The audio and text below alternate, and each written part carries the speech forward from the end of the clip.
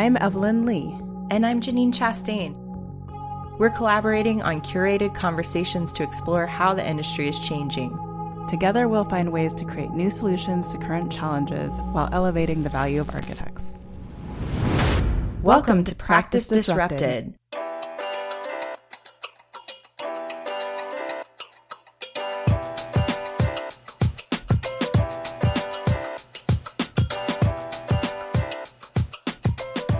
Hello, listeners. So I wanted to kick off by saying that originally episode 12, which is this episode, was going to be the end of our first season of Practice Disrupted. However, we've received such positive feedback and response to our show that we decided to extend it out to 20 episodes. So now you can look forward to 8 more episodes in addition to this one, featuring additional guests and topics we're planning to explore. We've enjoyed making this content, particularly as a way to focus some creative energy during the pandemic. I wanted to know, Evelyn, what you've gotten out of doing the show so far. Well, personally, great conversations with people that I haven't talked to in a while. But one of the biggest takeaways that I've received, and I think that we've received, is just the positive response, and that what we are talking about is resonating with individuals outside of our normal networks, Janine. You even mentioned that you talked to someone in Denmark or Amsterdam. I don't know if you want to do a call out or a shout out to them.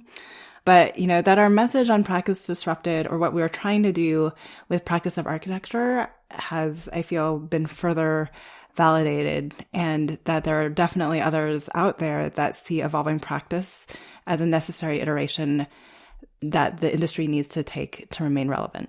Yeah, definitely. I've heard from some new faces and old friends, and just I think people are just really generally interested in what we're talking about. And for me, it's been a great way to explore almost like a thesis of ideas that I'd been personally collecting. I think that started when I decided to go back to school for my MBA. And then I've continued to think about these things through business school and into working full time for architects. So I've been kind of wanting to unpack these conversations. And I think it's been really great to do it with you, Evelyn, because obviously you also share that passion for business. And so we've been able to look at this from a business standpoint and invite all these great thought leaders in to discuss each of these topics more critically and look at them kind of as a set for the whole season. And speaking of ideas, today's interview is going to help us start exploring marketing as a concept, not only in the practice of architecture, but as a core function of business. In 2014, I read an issue of Harvard Business Review that really got me thinking about how marketing has been changing really dramatically over the past couple of decades. And it was particularly memorable because it framed this idea that what marketers do has essentially changed beyond recognition in recent years. And this is really true when you start looking at marketing outside of the AEC industry, especially when you think about the new era of digital marketing. So for anyone who's doing online shopping, Amazon, any of those, any shopping online really, I think, or using technology to drive sales, you're seeing some of the outcome of how marketing has changed radically. Yeah, absolutely. When I think about the marketing classes that we had in my MBA, they start really alluding to an overall communication strategy, which is where our next guest is speaking to, but really thinking about what is an omnichannel approach to creating a whole client experience. So the message that you're seeing in their blog, their message that you're seeing in Instagram, the message that you're seeing in Twitter has a very familiar story arc through all of it. And it all speaks back to a very particular thing relative to even sometimes the culture, process, mission, or vision of an organization. And then it also really looks at how individuals within corporations are being better positioned as thought leaders. So for me, communication strategy is about being more strategic about how you tell the narrative across all of the marketing platforms.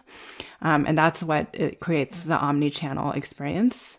And when you look at marketing inside of architecture firms or even general contractors or engineering firms, it's quite different. I mean, of course, it's not a product-focused industry, so there's that in terms of how we market. But I think what you'll mostly find in an AEC are understaffed marketing and communication teams trying to stretch and deliver on an over demand of marketing ideas. And so you might ask, okay, so why is there an over demand and what's creating that?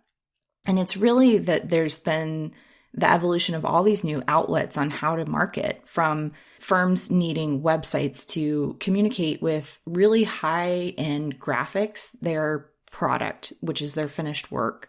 And also there's social media. Evelyn, you mentioned like getting on Twitter and Instagram and being able to push content out to those platforms.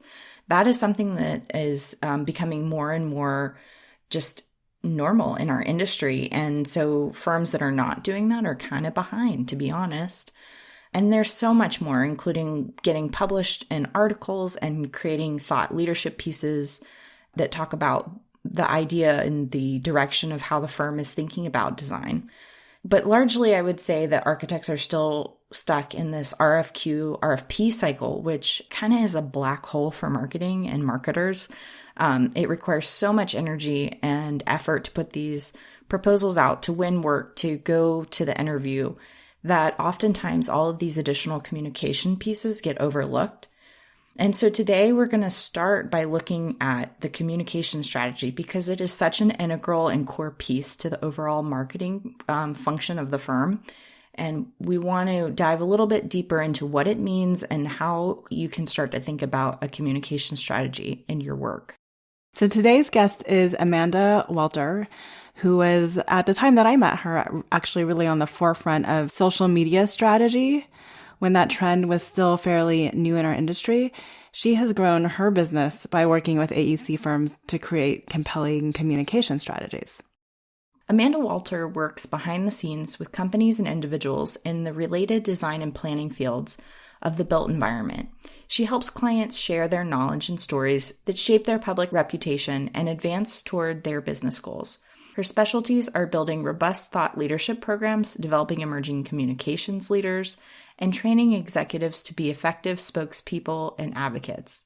Amanda spent a decade in-house creating and driving EDAW's global communication and publishing program and leading media relations across AECOM. She understands the complexities of firm-wide communication initiatives and the challenge of scaling programs across the nation and world. As a result, her advisory services come from the perspective of an internal resource. Her book, Social Media in Action, Comprehensive Guide for Architecture, Engineering, Planning, and Environmental Consulting Firms, was the first book of its kind and the start of Amanda's exploration of how new media impacts how people form impressions and make decisions.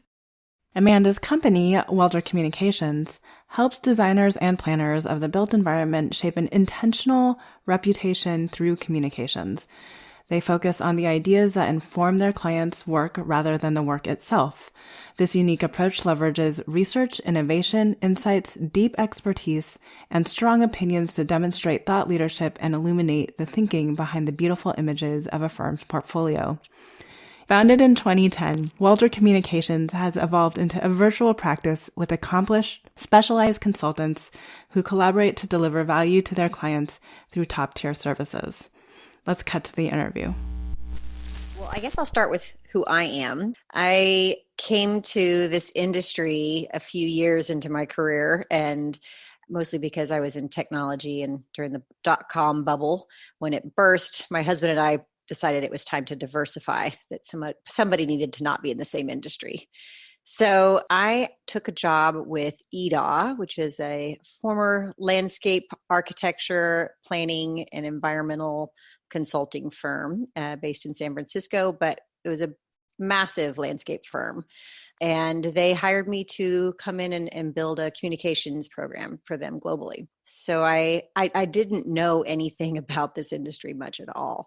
And in fact, I think if I had been introduced to landscape architecture or to urban design when I was in college, I probably would have pursued one of those paths. But I feel like it was just dumb luck that I stumbled into this and really was excited to work with the people that were designing kind of these utopian worlds, right? Where they just had such grand visions. And I mean, it would take decades for these places to get built out.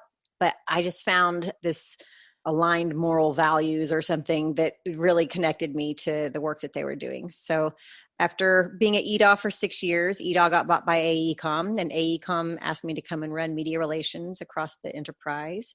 And while that was really great experience, I really missed working with the principals and getting to know the projects and really seeing a lot of their ideas come to life. I think when you're at a corporate level as big as AECOM, you're more focused on shareholder value and you lose that connection. So I left and started my own practice in the midst of the Great Recession and started Walter Communications. And then Walter Communications, I wanted to get back to the kind of work that I was doing at EDAW. I really kind of discovered this approach towards communications for these professional service industries that focused on ideas rather than projects. I liked the idea that in landscape architecture, where when a project finally looks good and the photographs come in and represent the design that was intended by the landscape architect, that project is 3 years old and most of the press had already covered the project and they weren't interested in covering the project again. So it was a real challenge for me to try to get the media to be attentive to their work. So I started looking at the ideas behind the projects as opposed to the projects themselves. And in that way, I was able to talk to a principal and get a sense of this is kind of a thread that is connected multiple projects over the course of their career. And then we'd be able to talk about that idea and we'd showcase a dozen projects or at least a half dozen projects.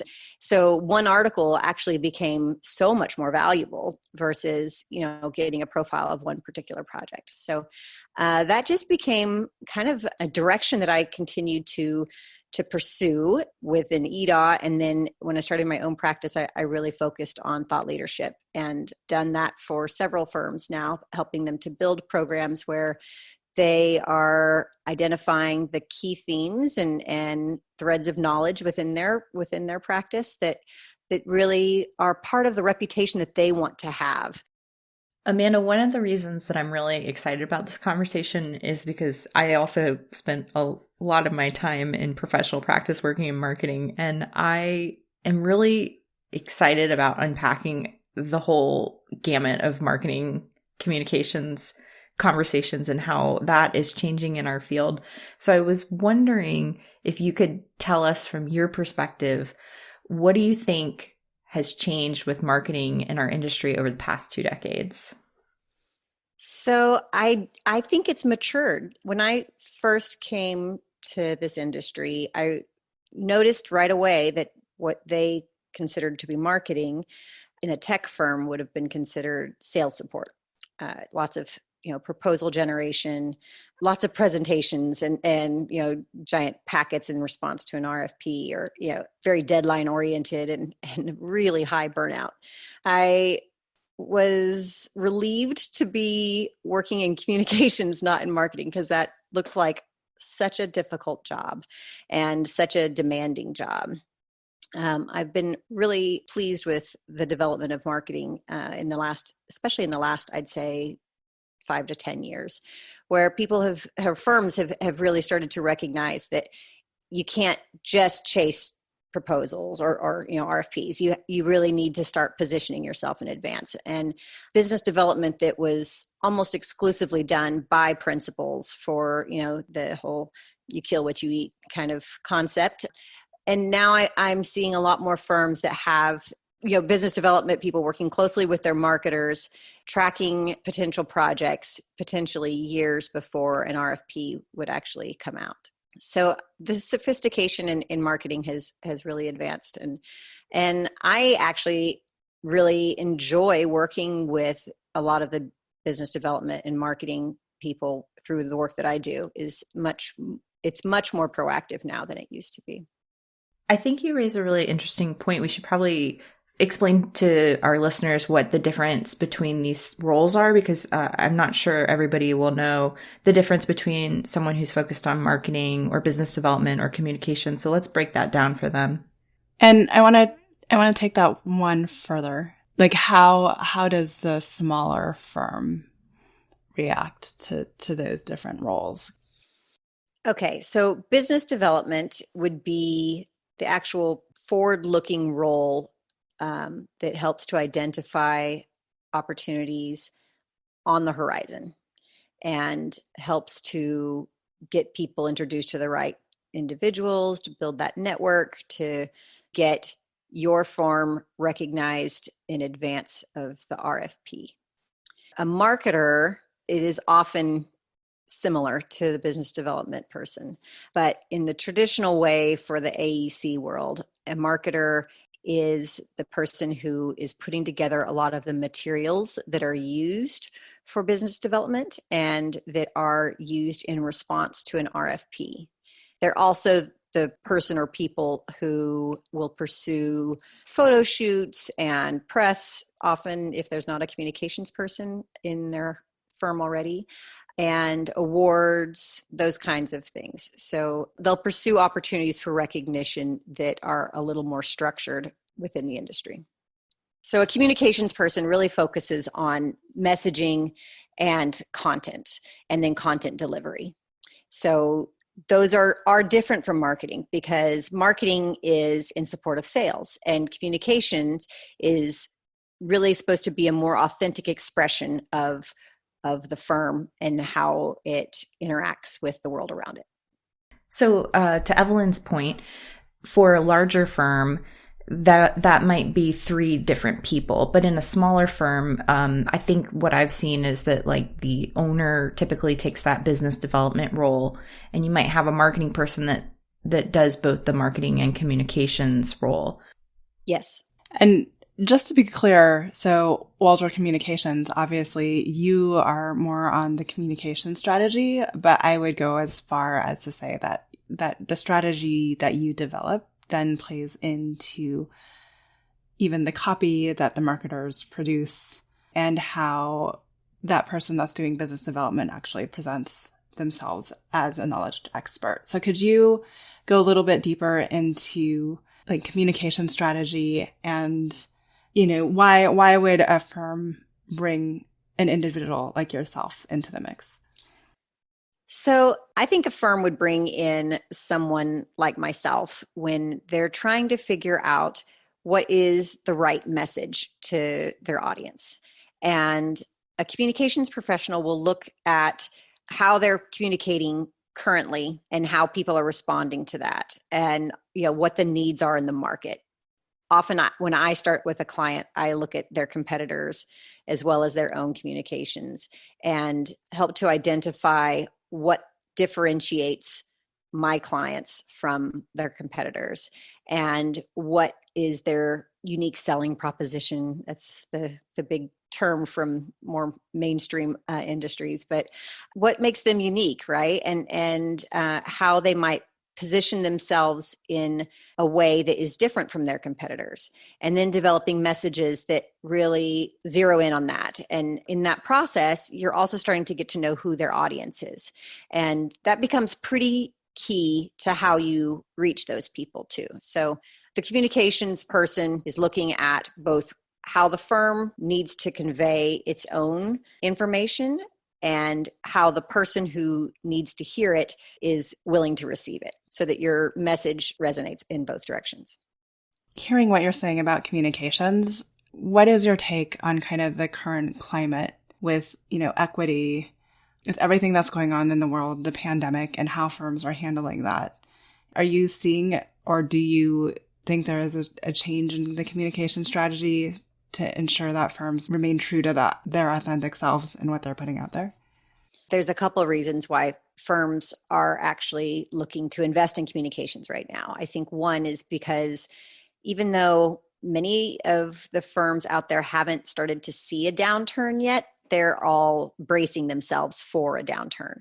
And they recognize that You can't go out and have lunch with people. Networking, especially one-to-one networking, is not really a thing right now. So how else can they stay relevant? How else can they stay connected? So I think that firms are looking to ramp this up right now. As far as the equity issue, I think a lot of companies and architecture firms are starting to realize that message matters.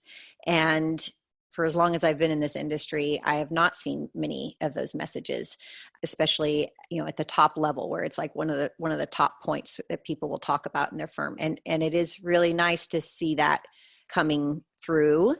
I have to say the proof is in the pudding, a lot of it. So it's really hard to say that and not seem disingenuous if you don't already have proof that you value that as a firm, if you don't already have a significant chunk of women working at your firm, or if you don't have diversity ethnically in your firm. But it's something people are paying attention to, and that's a step in the right direction. It's true. It's hard to create a communication strategy around something that doesn't exist. Yeah. I was thinking you could expand on how firms are starting to lean on the digital communications piece so much more heavily right now than they previously had. Well, they don't really have a choice right now. There really isn't work that's not digital at this point. So, we're all working from home. We're all trying to find ways to have personal connections through our digital channels. But, the firms that already have social media channels and are embracing that, I think might be putting more emphasis in that than they were before. Yeah, well, it might be a different perspective because you guys are still in California where everything is still, everyone's working remotely. Some firms in other parts of the country are probably back at work. But what I've noticed is that, especially during the first 10 weeks, people were trying to figure out like what to do. And then all of a sudden there was kind of a realization that they had to embrace this digital communications piece in order to continue to market and continue to talk about what they were doing. So I saw a lot of firms like, especially the bigger firms, starting to talk about how they were researching what it meant to work from home and how that would impact their clients, or, they were skewing it into this narrative about what they were doing in response to the pandemic and then communicating about it on social media platforms. So I was wondering if you could, I don't know if you saw that with your clients, but. So I noticed right away that the firms that I work for shifted pretty seamlessly. And I was really pleasantly surprised to hear every single one of them talk about how surprised they were that it worked out so well. Architecture is an old school practice, and working from home, most firms wouldn't even entertain that at all. No, you need to be in the office.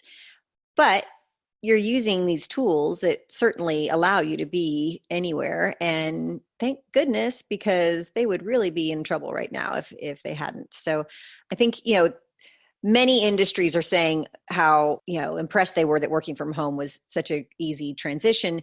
But I think in the architecture world, people were really caught by surprise with that, just because it is kind of rooted in history and tradition, right? Or in the way that things have always been done. But I do think that, or I do hope that will continue, because I think that, especially to the point of the equity before, I think it really does open up a lot of opportunities for people who have other priorities at home that really require some more flexibility in their job. So Amanda, you and I met back in 2012, 2013. I think it was shortly after you published your book on social media, specifically for the AEC industry, so social media in action. Where does social media fall now? Yeah. So in 2012, it was the shiny new thing that it was important to teach people that they couldn't just ignore it, that this was something that could be useful and was really important for them to try to embrace. Today, I think, the biggest point about social media is it is just one of many channels of communication. So a social media strategy is not in isolation. It's one tactic, right? So it really has to be seen as part of the whole comprehensive mix. But, I think what makes social media unique from, the older school tactics of direct mail or events, is that you have this really great analytical tool that tells you exactly how many people are looking at it and how many people are reacting to it, how many people clicked on it, and where the people that are clicking are coming from. And, so there's so much data tied to it. It makes it an important piece of the comprehensive communications mix because it really helps you to hone in your message and your tactics to make sure that you're meeting the people who are actually interested in what you're saying. So following up on that then, how do you get really intentional about a strategy? Because, it's a mix. So, do I just do Facebook? Do I just do Twitter? Do I just do Instagram? Do I try to pursue them all at once? How do I be more intentional about the platforms that I am using to get my communication out? And I think that changes from firm to firm. Everyone's going to have their own approach, and they all have different audiences too. So whatever channel, what channel works for you from a comfort level is a really important place to start, because you want to make sure that whatever channel that you really invest most of your attention in is one that you're going to continue with. So I think even if you are investing in one particular channel, say Instagram, but you have, a presence on Facebook and a presence on LinkedIn, it's just important that you leverage all of the content that you're putting out there across all those channels. So even if you're investing in Instagram and that's where the majority of your interaction happens, using Facebook and LinkedIn and your blog and all of these as ways of driving traffic to each other is what makes social media so useful as a tool. So Amanda, how do you think social media will continue to change as we move forward? So I think that there's, some things happening in the world that are affecting social media. Obviously, people are becoming more and more concerned about their privacy. There's also the fact that these social media companies are moneymakers, and they're recognizing that they have proven their value, and the people who are using them, who have become addicted, if you will, to the eyeballs that they can generate on your content, they're going to start charging you more for those. And they're going to start changing their algorithm so that your organic reach is going to get smaller and smaller and smaller until you have to start paying to get people to see your content. And then on top of that, with the privacy ramping up, it's going to get harder to get to those very, very niche audiences that you used to be able to zero in it on. So I would expect that people should start trying to fight for a little bit of a budget. Social media is not that expensive, but put a few $1,000s in a bucket for social media, because being able to boost posts to promote stories is actually going to be the only way to get your stories seen at some point. I've seen companies in other industries step into that idea. Like they'll do a promotional thing on social media, like Facebook is pretty common, or now Instagram. I feel like people are advertising on Instagram a lot. And I haven't seen it so much in the AEC industry. So I think it's going to be really interesting to see if firms will step towards that and if they're willing to put dollars into that kind of marketing and promotion. Have you seen any firms do that? Yeah. So there is a stigma about paying for advertising in this industry. And I think that is generations old, where, it was, you're a professional. You shouldn't have to advertise your services. And to some degree, I can understand that. You don't want to take out necessarily a full page ad saying, please hire me to design your home. But to be able to have content that you've written that is really valuable to your audience, to have that be able to be seen, it's not the same kind of concept as an ad that we're, the old school ads. It's, a boosted post on Facebook is not even real. People don't realize that they're looking at boosted posts oftentimes. These tools allow you to get your content to people who would be interested in it. So it's different than, you certainly can run an ad in Facebook. You can run an ad in Instagram. But if you're not going to be able to have someone click through and click buy me now, it doesn't really work that well as if you were buying a pair of shoes or something, right? So it is different, but it's more about getting attention to your content rather than getting people to buy your services directly. I didn't mean to pull you into the conversation with social media, but I thought it was a great place to start given your book and how we met. But what do you see as other mechanisms then for a broader communication strategy or other ways that firms should be reaching out to new audiences or even their existing clients to really remind them that they're there and the value that they bring? Yeah, I think it all really comes back to content for me, how you position yourself in the eyes of the person who is going to be making the decision about whether they should hire you or not. Comes down to what they know about you and what kind of expertise they associate you with. Thought leadership has always been something, as I mentioned before, it's something that it's a very useful tool for professional services because in the end, people hire people. And if you are recognized as an authority on a topic that is important to their project, they want your insight. Even if they're just going to go download an article that you wrote and steal your ideas, they're looking for your insight and you're influencing them. And they're more likely to consider you when they're actually hiring someone.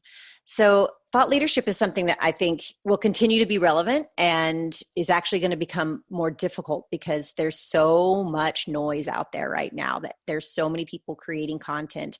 And to be able to cut through that, you can't just do mediocre content. You can't do a white paper that looks really pretty, but then when you read it, you're like, there's nothing here, all that's going to do is make someone mad because they just wasted a whole bunch of time and probably gave away their email address to get that content, right?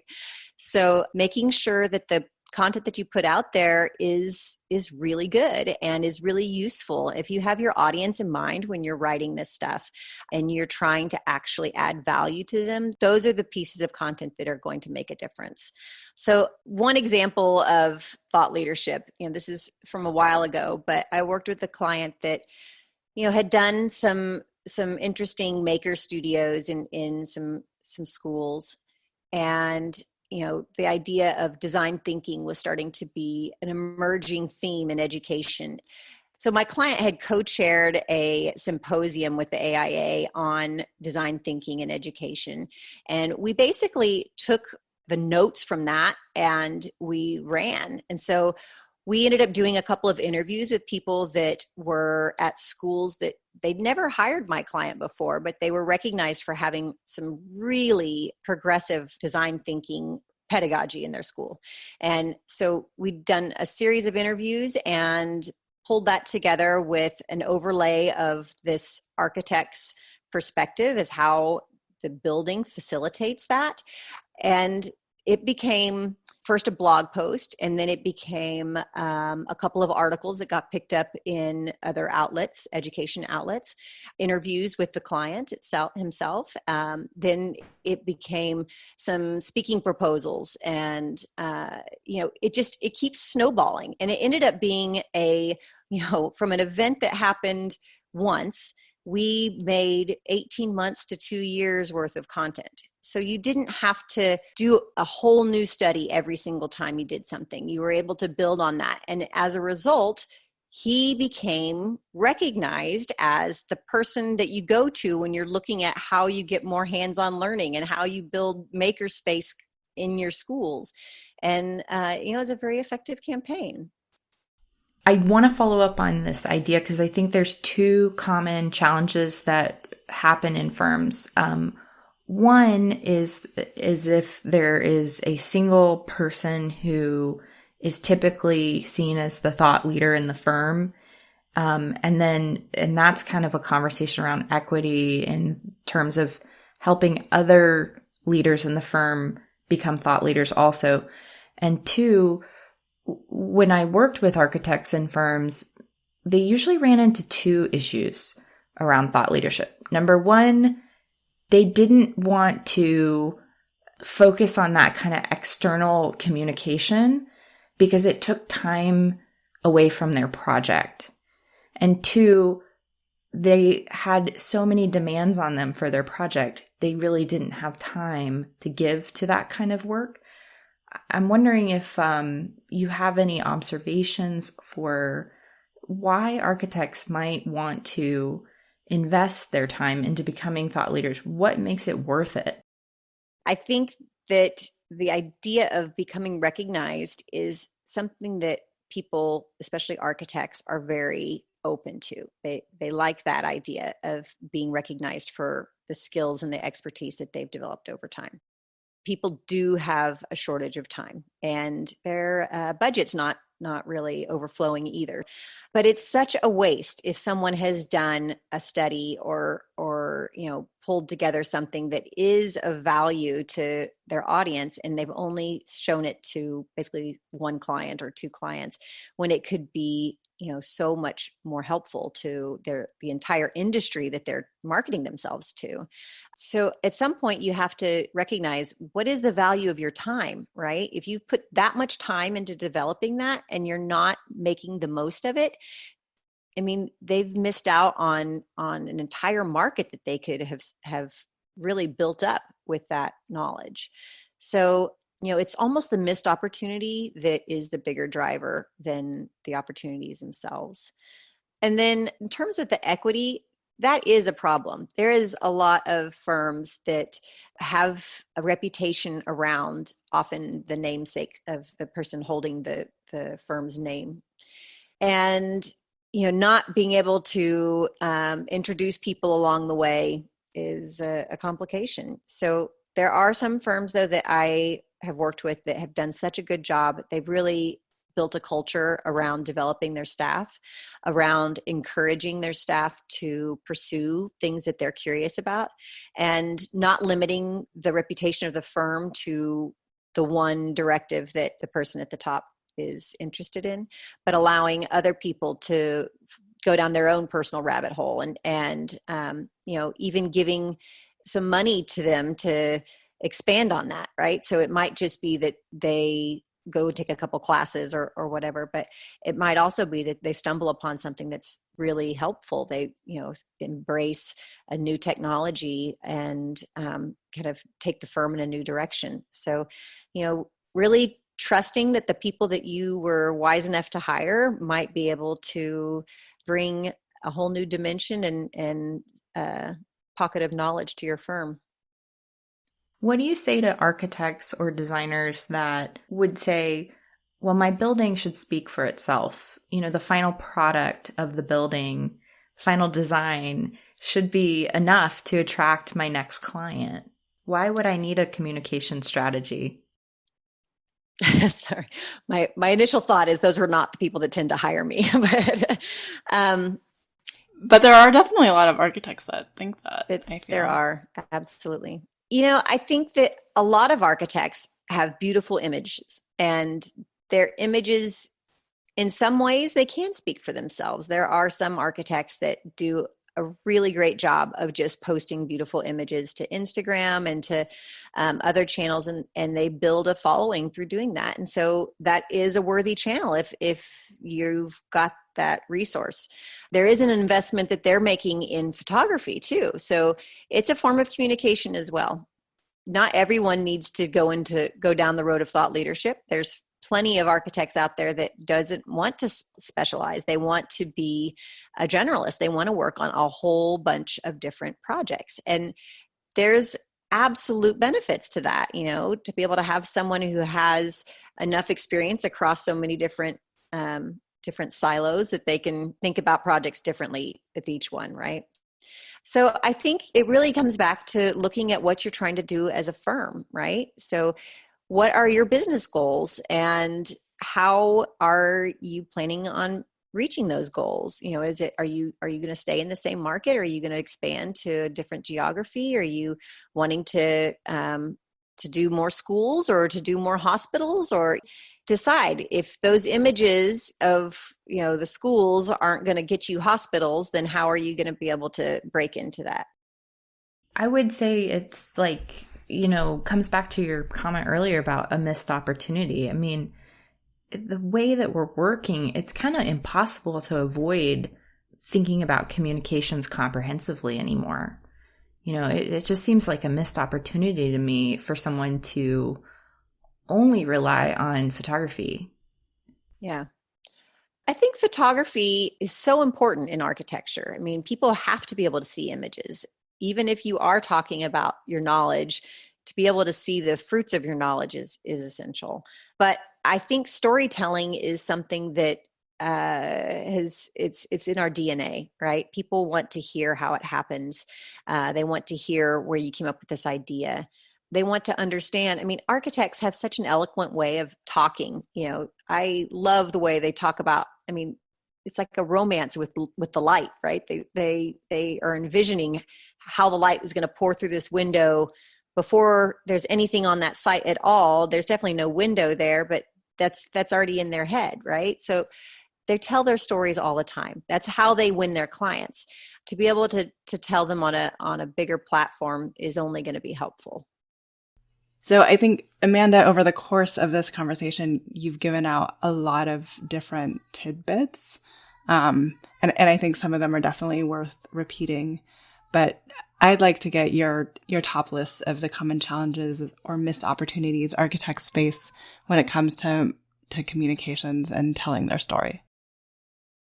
I think the biggest challenge that architects have is really of not thinking about communications comprehensively. I mean, if you're not looking at how your public relations directly relates to your social media, directly relates to your thought leadership work, you're really missing the opportunity to connect more people to the content and to all of your content, and to tell your more complete story as well. I think that architects often are challenged with trying to figure out what their story is. And, you know, especially in these small firms where you do have one person wearing the business development hat, the marketing hat, and the communications hat, it's super easy to fall into a sales pitch when you're writing for your communications. I think that it's just really important to keep in mind that when you're producing content for your communications, it's really about helping someone, and it's not about selling your services at that particular moment. You need to show them the value that you can add, and getting to know what their needs are and what their challenges are, and then providing content that is actually useful to them, and reserving the sales pitch for another time. That requires a certain degree of self-control. The next thing about finding your story is you really need to ask about why someone should care about this. A lot of times people or architects will design these really beautiful projects and they just tell you about the project and they're like, well, there it is, you know, well, but why should they care about that project? What makes this project different from, you know, the competitor down the road's project? So that's where the story really comes in. You know, what is it? Is it on an interesting site? Does it respond to the sunlight in a certain way? Is there energy efficiencies that you haven't been able to achieve in other projects? So figuring out why someone should care. And again, that comes back to knowing who your audience is. And then I mentioned earlier about making sure that you're utilizing your content and reusing your content and just doing it again and again. You know, so making sure that all of those pieces come together. So your photo shoot, your story angle, your article, you know, just keep hammering in that same idea over and over again in different directions, slightly different variations, so that it can continue to have a life beyond the lifespan of the one article that you thought you got out of it.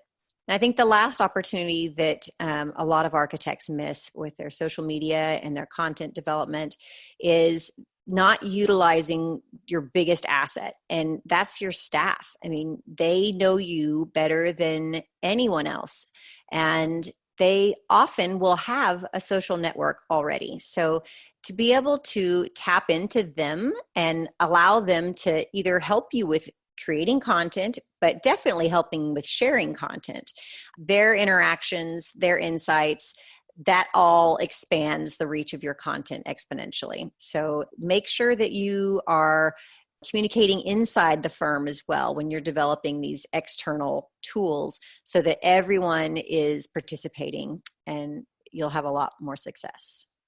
I agree. I mean, I think anytime there's a really cool post going up for a company about a project that multiple people in the office work on, everyone should be sharing. Everybody should be celebrating that moment. I mean, it's such a missed opportunity to me when people don't take those opportunities to talk about the amazing work that they're doing.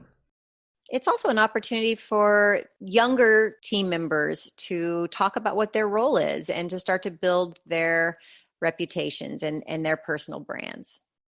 That's a really good point, Amanda. And I guess to build on that idea, we're wondering if you can share with this next generation who are going to be leading us in practice, what would you recommend they do to step into this communication strategy piece going forward?